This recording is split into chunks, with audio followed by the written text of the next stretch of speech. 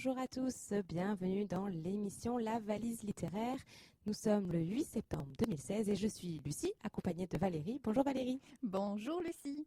Alors aujourd'hui, dans La Valise littéraire, un bon programme bien chargé. On va vous parler des femmes dans le théâtre de Molière, donc un gros sujet. Et puis, on va faire ça dans la deuxième partie de notre émission. Dans la première partie de l'émission, ce sera plutôt un petit quiz littéraire. Aujourd'hui, c'est moi qui passe au grill. Est-ce que je vais connaître les réponses aux questions de Valérie? Mais on en oui, saura elles plus seront faciles. tout à l'heure, j'espère. Il y aura aussi un petit almanach pour la date du 8 septembre et puis quelques actualités littéraires dans le monde. Et puis 21h15, on passe au gros du sujet, donc Molière et les femmes. On va vous lire deux extraits de deux œuvres différentes.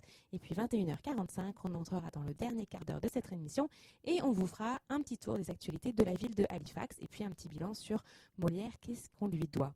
Et tout ça, bien sûr, en musique et en bonne humeur. Et on va partir d'ailleurs avec Monsieur Enrico Macias et son morceau « Les filles de mon pays ». À tout de suite.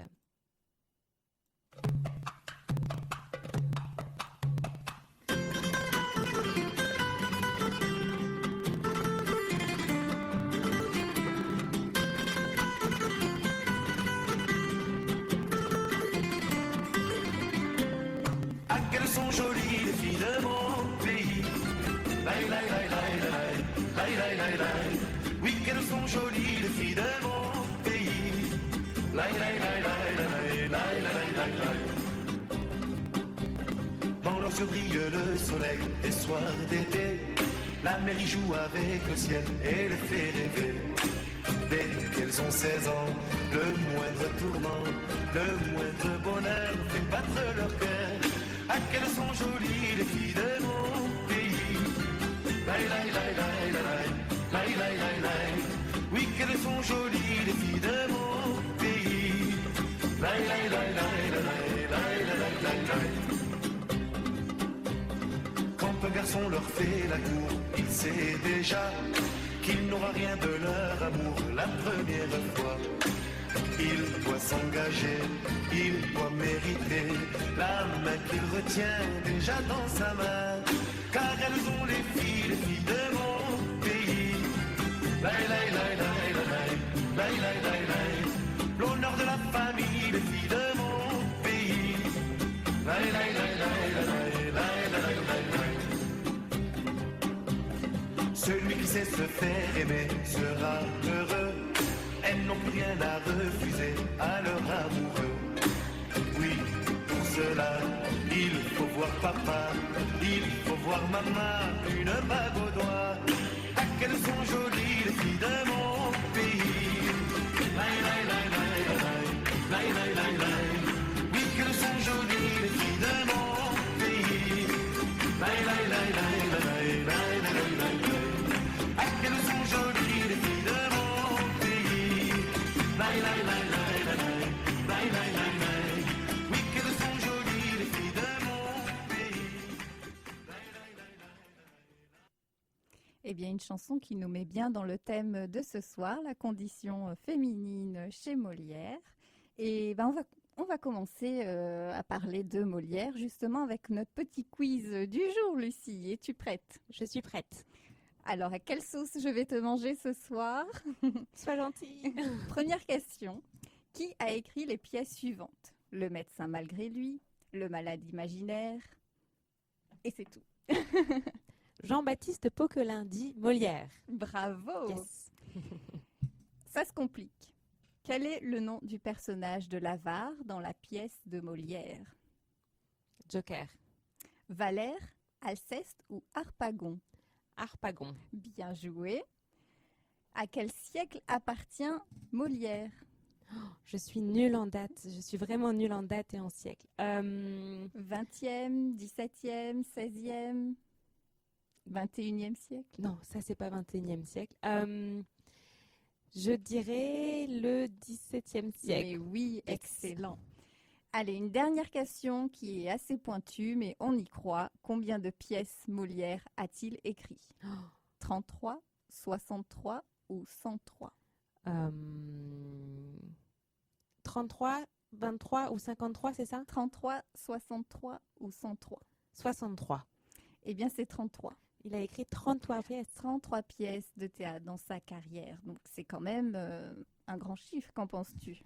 Oui, c'est un très très... En effet, ça fait beaucoup pour sa courte carrière, comme il est morceau, comme on en parlera plus tard, mais... Oui, on va parler de sa biographie prochainement. Mais avant ça, parlons un peu de ce qu'il s'est passé un 8 septembre ces derniers siècles et pourquoi pas dans notre siècle. Et on commence avec le XXe siècle, donc c'est même plus notre siècle, ça y est, on est dans un nouveau siècle.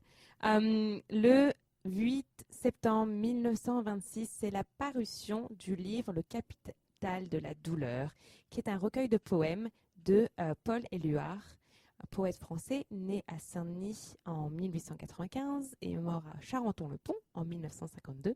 Et donc ce 8 septembre marque la parution de cet ouvrage qui comprend en fait 4 sections.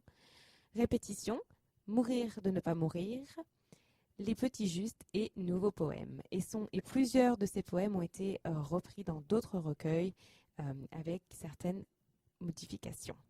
Très bien, on va parler aussi d'un autre auteur qui, cette semaine, malheureusement, a fêté son décès. Il s'agit de François Choderlos de Laclos, donc très connu pour son roman épistolaire Les liaisons dangereuses. Qui a été adapté de nombreuses fois. Oui, et notamment aussi en comique, si on pense à l'adaptation des Inconnus. Mais ça, c'est un autre genre. Donc effectivement, François Choderlos de Laclos est décédé un 5 septembre 1803. Donc au 19e siècle, il a appartenu au 18e siècle. Il ne faut pas oublier qu'à l'origine, il était officier de cavalerie et qu'il était un acteur assez important de la Révolution française, mais il s'est détourné et puis il est arrivé dans une carrière littéraire. Oui, pourquoi pas. Et puis on parle artiste, compositeur, pas romancier finalement, mais le 8 septembre 1949 marque la mort du compositeur Richard Strauss. On lui doit de nombreuses œuvres dans tous les genres, que ce soit la musique instrumentale pour orchestre ou les instruments solistes, et on lui doit aussi 3 opéras, Salomé, Électra et Le Chevalier de la Rose. Et surtout, on le connaît grâce à l'utilisation de son poème symphonique Ainsi parlait Zarathustra, dont le prologue fut rendu célèbre par son utilisation dans le film 2001, L'Odyssée de l'espace de Stanley Kubrick. Et si on passait aux actualités ? Les actualités littéraires dans le monde.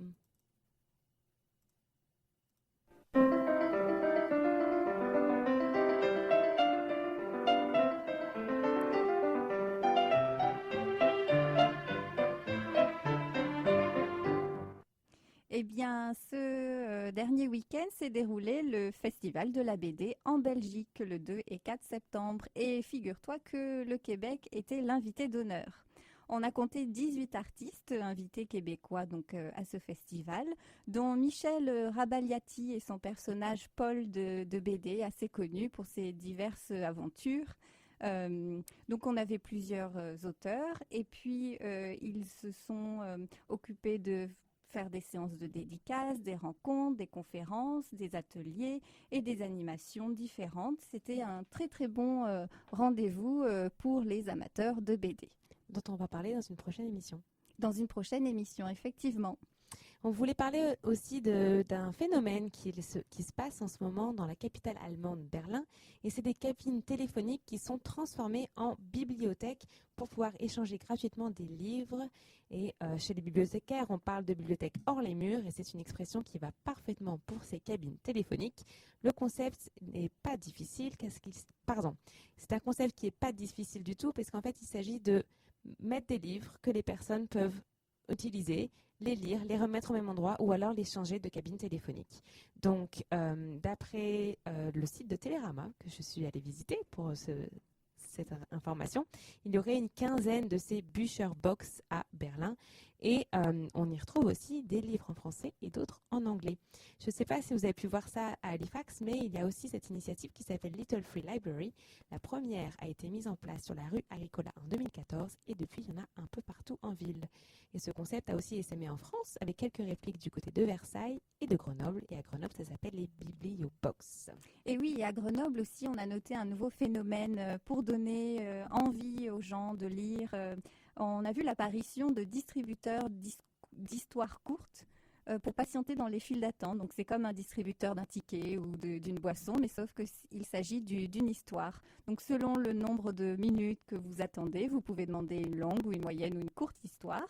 Et donc c'est à l'initiative d'une start-up qui se nomme Short Edition. Et donc on peut lire, patienter et mêler l'agréable à l'obligation. Et puis il y a d'autres initiatives pour faire lire les gens aussi qui existent. Oui, dans les librairies, on trouve de plus en plus souvent des livres où la première et la quatrième de couverture, le titre et l'auteur sont recouverts de papier craft, donc on ne sait pas ce qu'on achète et on se fie seulement à un commentaire d'un libraire ou d'un lecteur. On achète le livre et puis on rentre à la maison, commence à le lire et puis c'est la surprise. C'est une bonne idée ça aussi. Ben oui. Et en parlant de livres qu'on va peut-être vouloir lire grâce à leur couverture aussi et leur auteur, cette semaine, c'est l'Académie Goncourt qui a dévoilé sa première sélection de 16 romans en lice pour le prix prestigieux littéraire dans le monde francophone qui sera décerné le 3 novembre. Bien sûr, on vous tiendra au courant.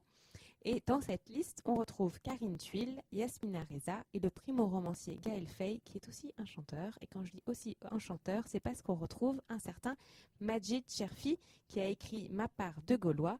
Et Majid Cherfi est connu parce qu'il s'agit du chanteur principal du membre du groupe Zebda. Je perds mes mots ce soir. Et oui, et entre nous, il a tombé la chemise. Ah oui, il a sué. Ma part du Gaulois, ça donne envie de lire. Je ne peux pas répondre à ça. Les jurés du concours se retrouveront de nouveau les 4 et 27 octobre pour leur 2e et 3e sélection. On continue en musique ? On continue en musique avec Olivia Ruiz et La Femme Chocolat. À tout de suite.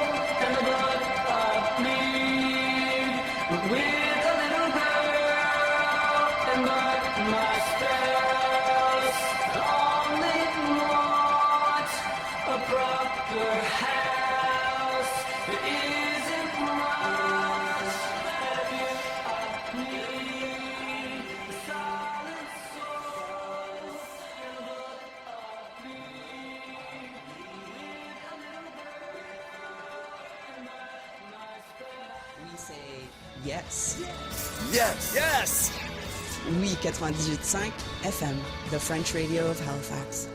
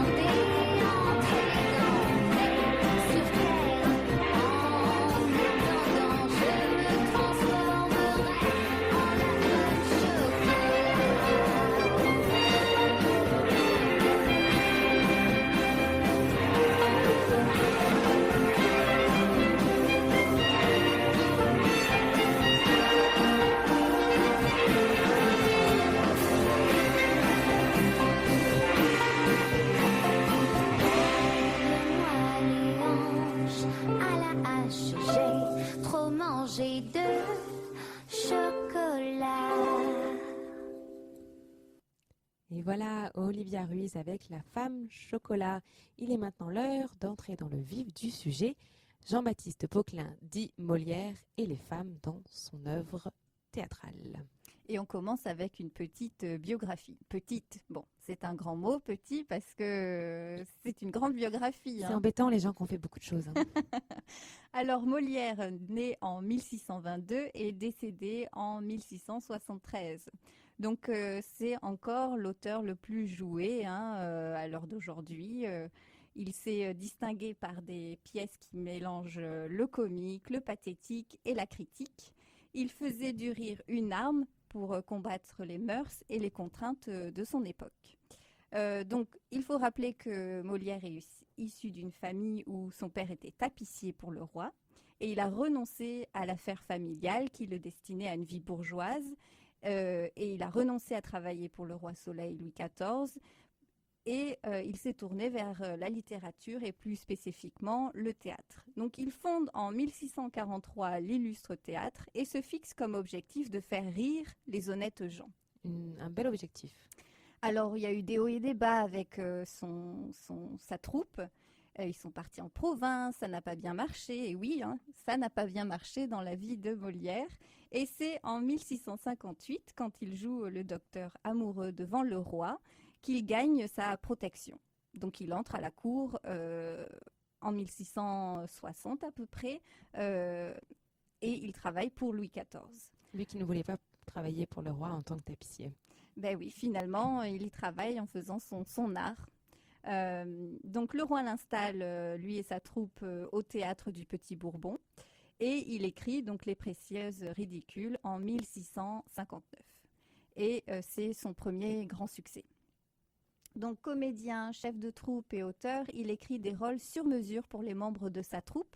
Donc ça nous fait penser à la Commedia dell'arte en Italie, puisqu'il s'est clairement inspiré des personnages de cette comédie.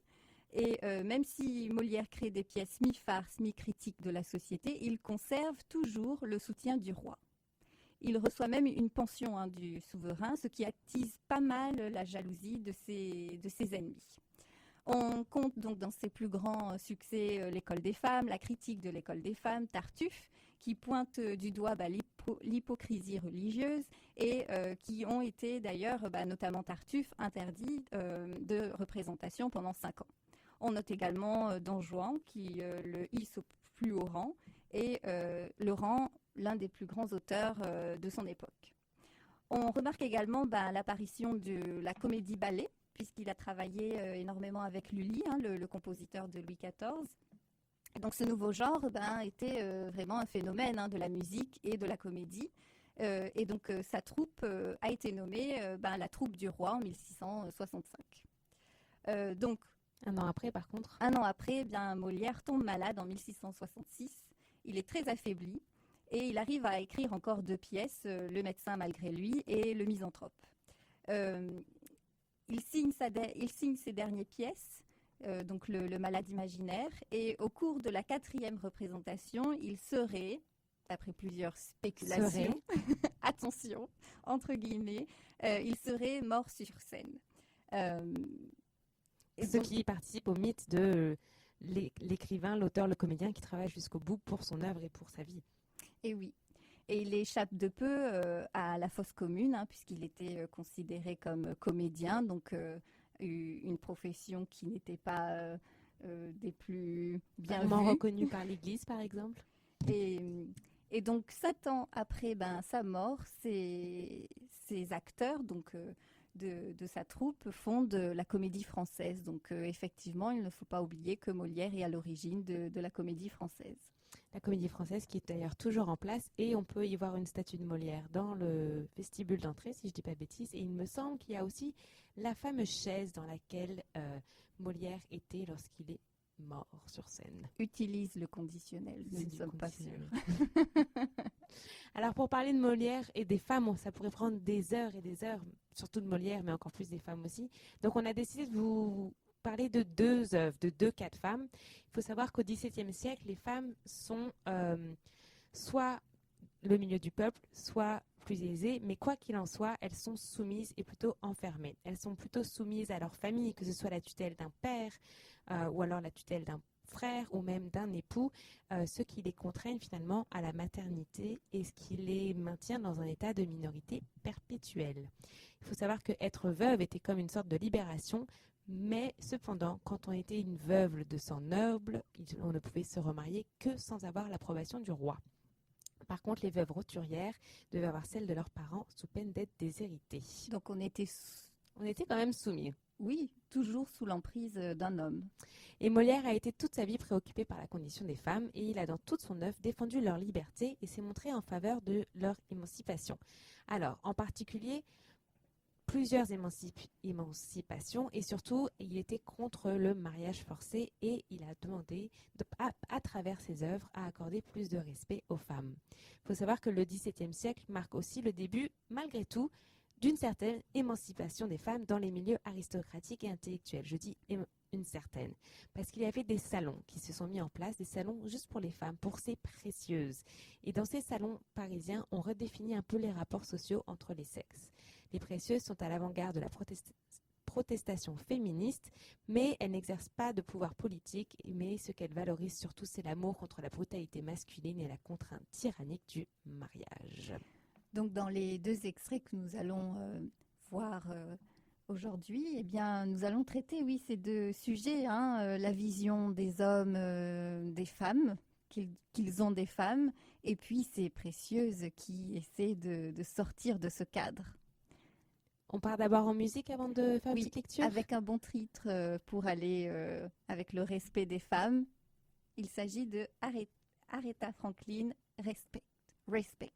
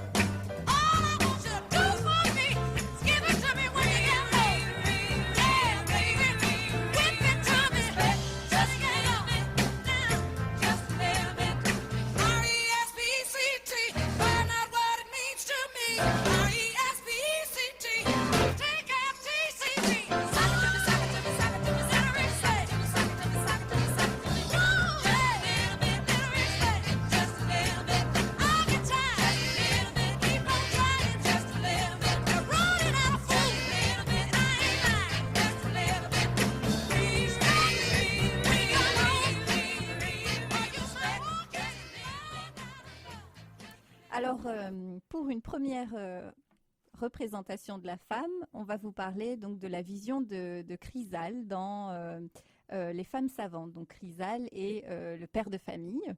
Et Les femmes savantes, c'est une pièce qui date de 1672 et qui montre l'emprise d'un faux savant nommé Trissotin sur les femmes d'une famille bourgeoise. Donc cet homme les subjugue par ses poèmes ampoulés, son savoir pédant. Et réellement, il n'en veut qu'à leur argent. Mais elles sont trop naïves et aveuglées par les connaissances de ce fourbe pour percevoir ce manège. Donc, pour commencer, on va écouter un petit extrait joué par la Comédie Française en 1997 et qui est mise en scène par Simon Hayne. Et le personnage de Chrysale est interprété par Alain Pralon. Dans cet extrait, donc Chrysale, le père de famille, se montre comme le portrait exemplaire de la conception la plus réactionnaire qu'on peut avoir sur l'éducation et le rôle des femmes dans la société. Donc, à l'époque, son opinion était partagée par un grand nombre d'hommes et il ne faut pas du tout écouter ce texte avec nos oreilles du XXIe siècle. Et je vous propose de l'écouter. C'est à vous que je parle, ma sœur. Le moindre solécisme en parlant vous irrite, mais vous en faites, vous, d'étranges enconduites. Vos livres éternels ne me contentent pas. Et hors un gros Plutarque, à mettre mes rabats, vous devriez brûler tout ce meuble inutile et laisser la science au docteur de la ville. Montez pour faire bien du grenier d'océan cette longue lunette à faire peur aux gens et sans brimborion dont l'aspect importune. De quoi aller chercher ce qu'on fait dans la lune et vous mêler un peu de ce qu'on fait chez vous où nous voyons aller tous en dessus, dessous.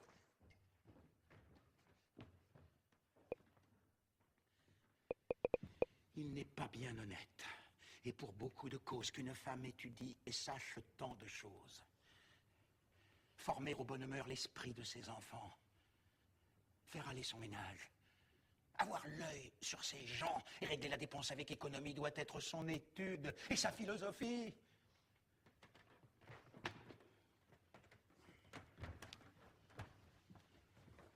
Nos pères, sur ce point, étaient gens bien sensés qui disaient qu'une femme en sait toujours assez quand la capacité de son esprit se hausse à connaître un pourpoint d'avec un haut de chose. Les leurs ne lisaient point, mais elles le vivaient bien. Leur ménage était tout leur doc d'entretien. Et leurs livres indés du fil et des aiguilles dont elles travaillaient au trousseau de leurs filles. Les femmes d'à présent sont bien loin de ces mœurs, elles veulent écrire et devenir auteurs. Nulle science n'est pour elles trop profonde et séant, beaucoup plus qu'en aucun lieu du monde. Les secrets les plus hauts s'y laissent concevoir, et l'on sait tout chez moi. Or, ce qu'il faut savoir. On y sait comme avant Lune, étoiles polaires, Vénus, Saturne et Mars, dont je n'ai point à faire.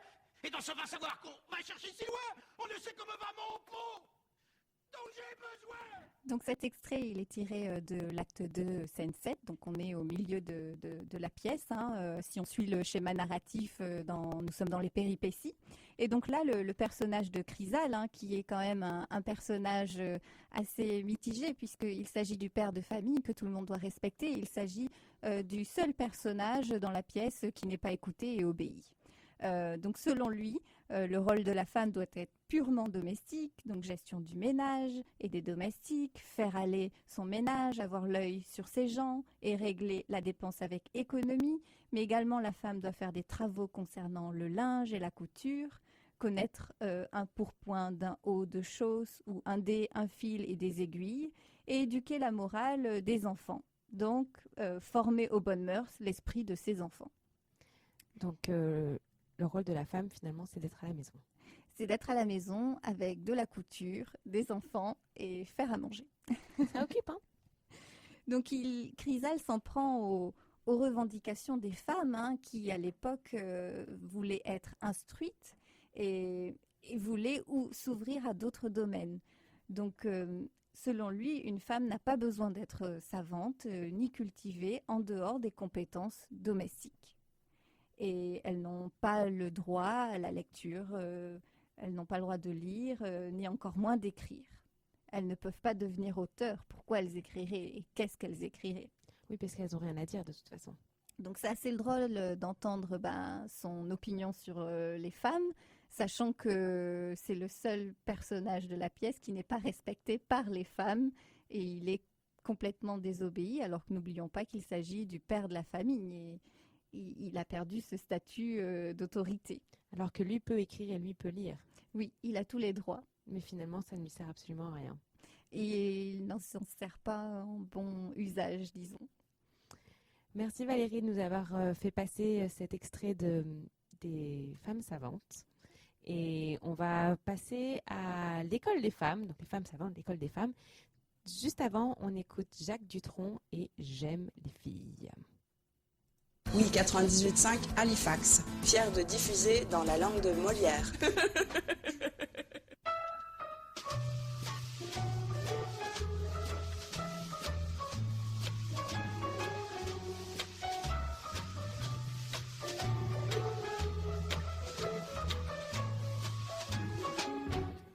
J'aime les filles de chez Castel, j'aime les filles de chez Régine, j'aime les filles qu'on voit dans elles, j'aime les filles des magazines, j'aime les filles de chez Renault, j'aime les filles de chez Citroën, j'aime les filles des hauts fourneaux, j'aime les filles qui travaillent dans la chaîne. Si vous êtes comme ça, téléphonez-moi. Si vous êtes comme si, téléphonez-moi. J'aime les filles à date, j'aime les filles à papa, j'aime les filles de l'autre. J'aime les filles sans papa, j'aime les filles de Megève, j'aime les filles de Saint-Tropez, j'aime les filles qui font la grève, j'aime les filles qui vont camper.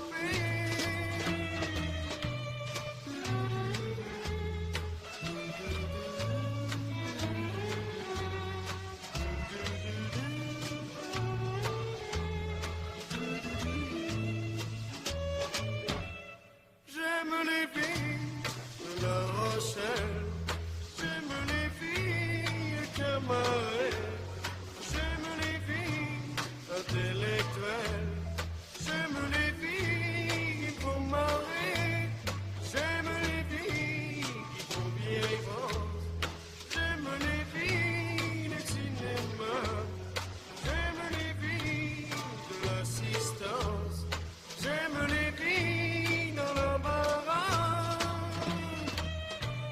Si vous êtes comme ça, téléphonez-moi. Si vous êtes comme si, téléphonez-moi. Si vous êtes comme ça, téléphonez-moi. Si vous êtes comme si, téléphonez-moi.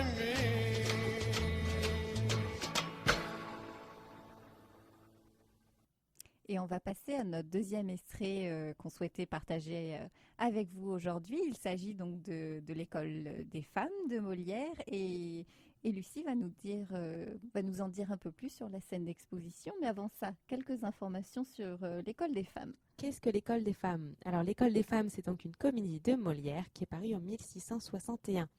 L'histoire, c'est l'histoire d'Arnolphe qui prétend qu'une femme ne peut être sage et vertueuse qu'autant qu'elle est ignorante et niaise. Aussi, pour avoir une épouse à sa guise, il fait élever sa jeune pupille Agnès au fond de sa maison, sous la garde d'un valet et d'une servante qui sont aussi niais qu'elle. La jeune Agnès, qui a été élevée dans la plus grande ignorance, se fatigue bientôt de l'isolement où on la retient. S'étant un jour mise à la fenêtre, elle aperçoit un beau jeune homme qui la salue. Elle, qui ignore jusqu'aux plus simples convenances, rend le salut qu'on lui fait et se laisse bientôt prendre au bel air et aux belles paroles du jeune Horace. Alors, comme dans toutes ces autres pièces, l'enjeu de l'école des femmes est le mariage. On ne trouve pas le thème du mariage dans les tragédies, puisque le mariage est un sujet comique, c'est un sujet dont on peut faire rire. C'est un rire grinçant, mais c'est un rire qui révèle les tensions, les refoulements, les contradictions de la société. C'est donc un lieu de conflit entre les générations, entre les sexes et entre les classes sociales. Donc on va lire un extrait du livre, de la pièce de théâtre d'ailleurs, c'est le premier acte, la première scène, c'est la scène d'exposition. Et au cours de cette scène, on apprend qu'Arnolphe souhaite se marier et il l'annonce à son mari Chrysalde. Chrysalde est plutôt surpris parce que Arnolphe s'est toujours moqué des maris trompés et a toujours montré une grande méfiance à l'égard du mariage. Alors, Valérie va faire le rôle d'Arnolphe et je vais faire le rôle de Chrysalde. Nous nous transformons en comédienne en l'espace de 5 minutes. Arnolphe, c'est à vous. Mon Dieu, notre ami, ne vous tourmentez point. Bien huppé qui pourra m'attraper sur ce point. Je sais les tours rusés et les subtiles trames dont pour nous implanter s'avusaient les femmes. Et comme on est dupé par leur dextérité, contre cet accident j'ai pris mes sûretés. Et celle que j'épouse a toute l'innocence qui peut sauver mon front de maligne influence. Et que prétendez-vous qu'une sotte en un mot? Épouser une sotte et pour n'être point sot. Je crois, en bon chrétien, votre moitié fort sage. Mais une femme habile est un mauvais présage. Et je sais qu'il coûte à de certaines gens pour avoir pris les leurs avec trop de talons. Moi j'irai me charger d'une spirituelle qui ne parlerait rien que cercle et que ruelle, et qui de prose et de vers ferait de tous écrits, et que visiterait marquis et beaux esprits. Tandis que sous le nom du mari de madame, je serai comme un saint que pas un ne réclame. Non, non, je ne veux point d'un esprit qui soit haut, et femme qui compose en sait plus qu'il ne faut. Je prétends que la mienne, en clarté peu sublime, même ne sache pas ce que c'est qu'une rime. Et s'il faut qu'avec elle on joue au corbillon, et qu'on vienne à lui dire à son tour qui mettons, je veux qu'elle réponde une tarte à la crème. En un mot, qu'elle soit d'une ignorance extrême. Et c'est assez pour elle, à vous en bien parler, de savoir prier Dieu, m'aimer, coudre et filer. Une femme stupide est donc votre marotte. Tant que j'aimerais mieux une laide bien sotte, qu'une femme fort belle avec beaucoup d'esprit. L'esprit et la beauté. L'honnêteté suffit. Merci Valérie. Merci Lucie. Donc dans ce texte qui constitue finalement la première apparition du héros sur scène, on voit tout de suite que c'est quand même un personnage un petit peu antipathique par son mépris des femmes.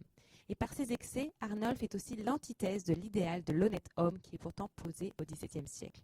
L'honnête homme, c'est un homme mesuré, c'est un homme équilibré. Ce texte crée donc chez le lecteur et chez le spectateur un double horizon d'attente. Est-ce que Agnès sera aussi sotte qu'elle apparaît dans le discours d'Arnolphe? Est-ce que Arnolphe, qui a tellement peur d'être trompé, parviendra-t-il à éviter cela par ce choix d'une femme innocente? Et donc cette scène d'exposition parvient donc à nous suggérer deux conceptions complètement opposées du mariage et nous plonge d'emblée au cœur de l'action dramatique. Et ce qui est intéressant, c'est que Molière a conscience de cette injustice qui est faite aux femmes et il dénonce la tyrannie paternelle et finalement du mari et se fait donc l'avocat d'un amour naturel, mais par contre, il ne voit pas la femme comme l'égale de l'homme. Et oui. Malgré tout, avec toute la bonne volonté, c'était pas possible. La femme est selon lui toujours inférieure. Et oui. Alors si on devait faire un bilan de ces deux textes que nous avons vus, on pourrait dire que le théâtre de Molière est indémodable, puisque mine de rien, ce sujet de la condition féminine, même s'il était plus prononcé à cette époque-là, a bien changé à notre époque, à notre siècle, à nous. Mm-hmm. Et donc dans ces scènes, dans ces deux pièces, on retrouve tous les comiques du théâtre, toutes les caractéristiques qu'usait Molière dans ses pièces. Donc le théâtre, le comique de situation, le comique de caractère, le comique de langage, le comique de geste. Et donc entre langue, intrigue, ces pièces restent accessibles à tous. Et elles permettent de découvrir le théâtre entre comique et dénonciation. Parce que là, clairement, on dénonce ce mariage forcé, cette condition féminine qui est ancrée et qui ne peut pas bouger. Et donc, c'est grâce à des personnages comme Molière que cette vision de la femme peut évoluer au fil des années et au fil des siècles. Donc, il n'a pas hésité, Molière, à se moquer de la cour et des bourgeois, des aristocrates. Et tout ça pour dénoncer une condition féminine et ouvrir les mœurs. Et certes, oui, selon lui, la femme n'est pas égale à l'homme, mais elle doit être traitée en tant qu'humain et avoir les mêmes droits à l'apprentissage, à la réflexion pour pour avoir un esprit ouvert sur la société et sur leurs droits. Oui, Et puis, c'est ce qui est intéressant avec ces différentes pièces de théâtre, justement, c'est qu'ils soulèvent souvent des questions importantes, que ce soit l'institution du mariage ou l'éducation des filles. Et c'est des thèmes qui, finalement, tranchent par rapport aux thèmes habituels de l'époque, qui étaient souvent, comme on l'a dit dans la présentation, plutôt des thèmes de la comédie à l'italienne. Donc, il y a souvent le bouffon qui fait rire tout le monde, et puis tout le monde va courir après le bouffon pendant la pièce de théâtre. En fait, c'est... D'ailleurs, dans une prochaine émission, on pourrait parler de ce servant, un Valère, qu'on retrouve dans un grand nombre de pièces de théâtre, ce fameux bouffon. Eh bien, c'est sûr que la comédie dell'arte, c'est tout un sujet aussi. Le mari trompé, effectivement, on a ces caractéristiques de ces personnages qu'on trouve constamment dans les pièces de Molière. Oui. Et d'ailleurs, c'est le fait que ce soit ces thèmes qui reviennent assez souvent, ça irrite pas mal d'auteurs concurrents de Molière à l'époque. Les frères Corneille, par exemple, n'étaient pas forcément des grands fans du statut de Molière, mais autant qu'elles choquent, elles permettent justement de secouer un petit peu la morale traditionnelle de l'époque. Et faire évoluer les mœurs. C'était ça pour Molière aujourd'hui. C'est pas mal, hein? Ouais, on a encore plein de trucs à dire de quelle pièce. Si vous pouvez aller sur un certain site internet qui permet de regarder des vidéos en ligne gratuitement, on va pas faire de publicité, mais vous avez pas mal d'extraits des pièces de Molière qui ont été jouées à la Comédie Française et c'est vraiment des beaux spectacles à voir. Qui sont adaptés parfois dans d'autres situations, dans d'autres époques, de merveilleuses adaptations, oui. On parle un petit peu plus d'adaptation de Molière après Velvet Underground et Femme Fatale. Oui, 98.5 FM, le rendez-vous de la francophonie.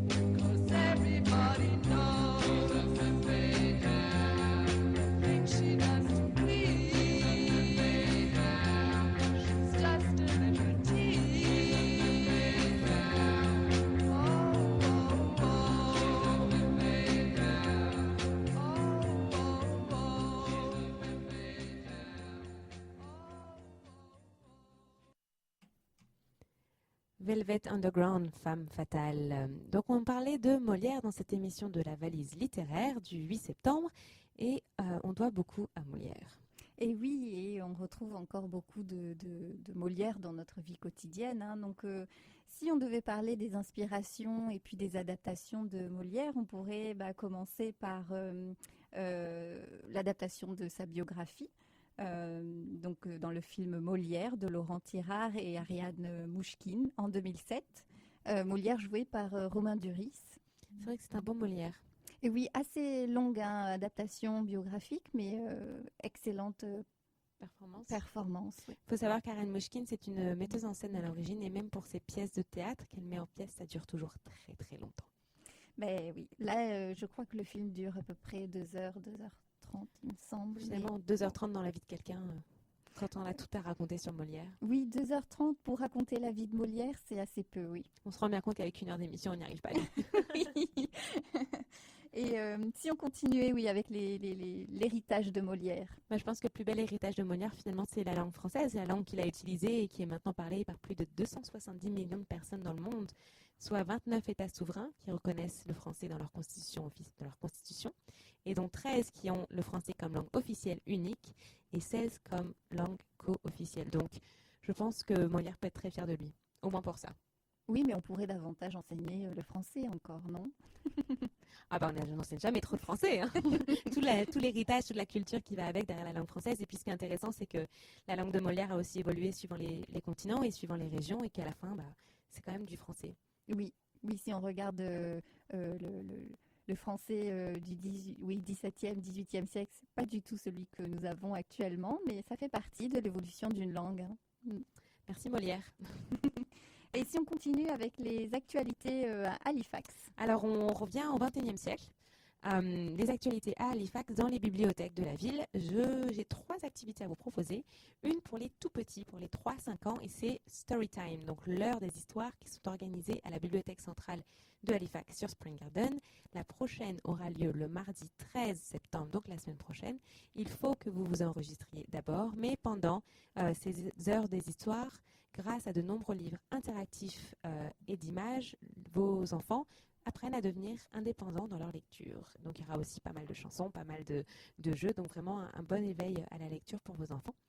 Pour les plus grands qui habitent du côté de Tantallon, je vous propose de participer au club de lecture qui aura lieu aussi mardi prochain, mais ça sera lieu le soir. Il faut d'ailleurs appeler la bibliothèque pour vous inscrire.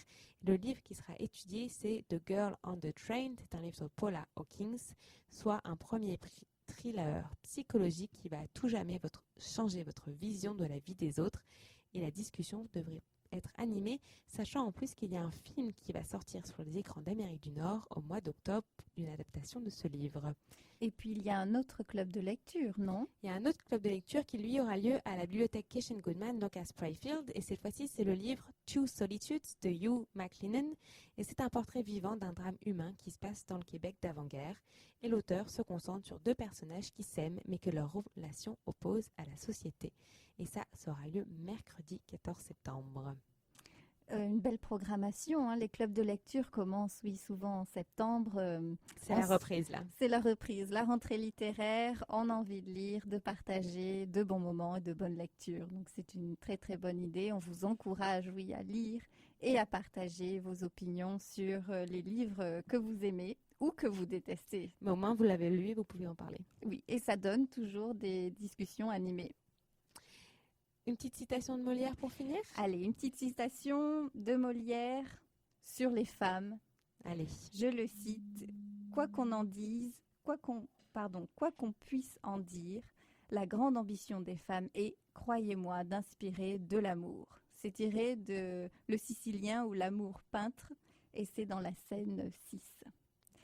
Et puis, on va peut-être citer aussi une femme qui a dû utiliser un nom d'homme pour pouvoir être publiée. Et oui, il s'agit de George Sand dans Elle et lui en 1859.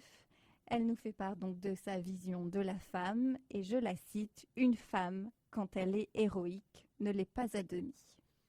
Et sur ces belles paroles, on va continuer en musique avec My Girls de Animal Collective.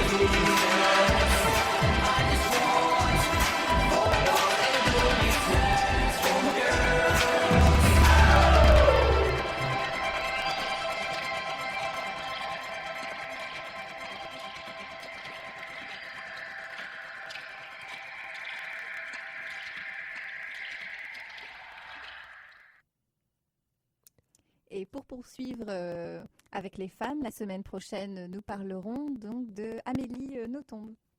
Amélie Nothomb dans la valise littéraire la semaine prochaine. Et oui, et donc on vous dit à vos livres, bonne lecture et à la semaine prochaine, Lucie. Avec toujours les femmes. Je pense qu'on a vraiment un truc pour ça. Au revoir Valérie. Au revoir Lucie. Bonne journée à tous.